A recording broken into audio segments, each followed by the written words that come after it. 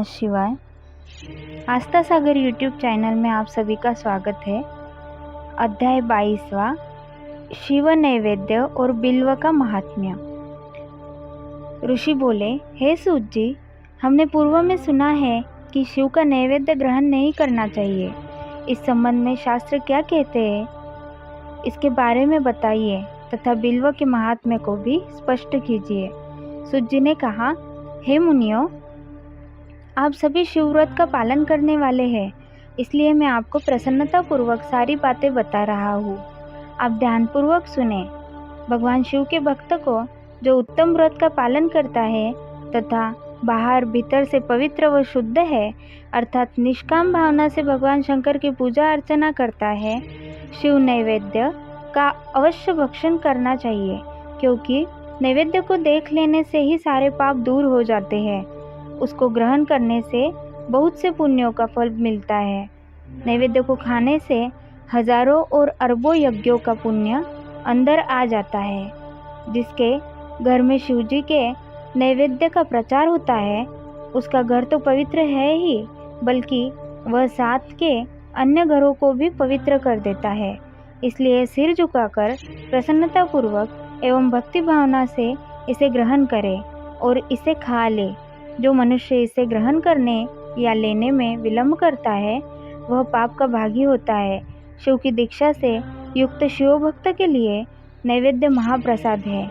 जो मनुष्य भगवान शिव के अलावा अन्य देवताओं की दीक्षा भी धारण किए हैं, उनके संबंध में ध्यानपूर्वक सुनिए।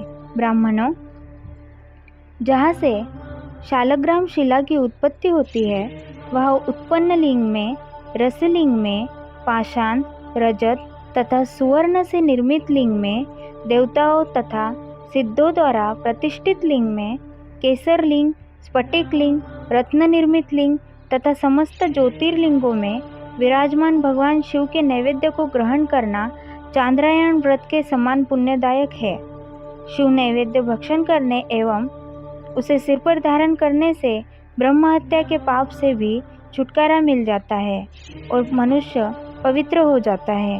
परंतु जहाँ चांडालों का अधिकार हो, वहाँ का महाप्रसाद भक्तिपूर्वक भक्षण नहीं करना चाहिए। बाणलिंग, लोह निर्मित लिंग, सिद्धलिंग, उपासना से प्राप्त अर्थात सिद्धों द्वारा स्थापित लिंग, स्वयंभू लिंग एवं मूर्तियों का जहाँ पर चंड का अधिकार नहीं है, जो मनुष्य भक्तिपूर्वक स्नान कराकर उस जल का 3 बार आचमन करता है, उसके सभी कायिक, वाचिक और मानसिक पाप नष्ट हो जाते हैं। जो वस्तु भगवान शिव को अर्पित की जाती है, वह अत्यंत पवित्र मानी जाती है।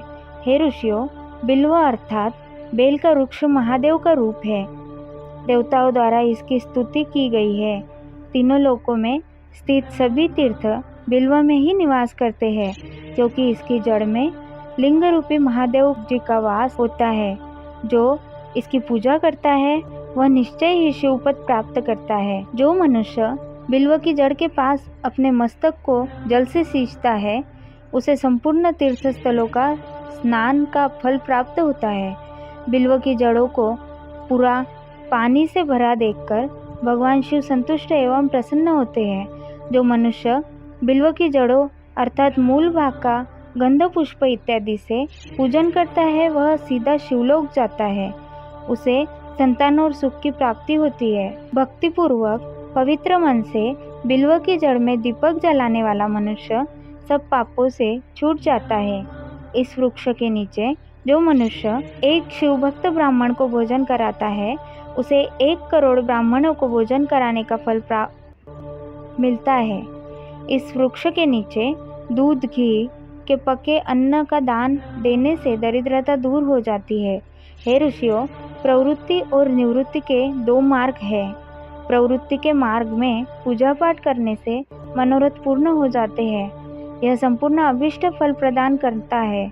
किसी सुपात्र गुरु द्वारा विधि विधान से पूजन कराए, अभिषेक के बाद अग्नि चावल से बना नैवेद्य अर्पण करे।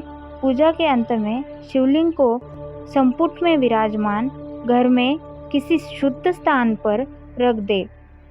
निवृत्ति मार्ग उपासकों को हाथ में ही पूजन करना चाहिए। भिक्षा में प्राप्त भोजन को ही नैवेद्य के रूप में अर्पित करें। निवृत्ति पुरुषों के लिए सूक्ष्म लिंग ही श्रेष्ठ है। विभूति से पूजन करें तथा विभूति को ही निवेदित करें। पूजा करने के उपरांत लिंग को मस्तक पर धारण करें। ओम नमः शिवाय।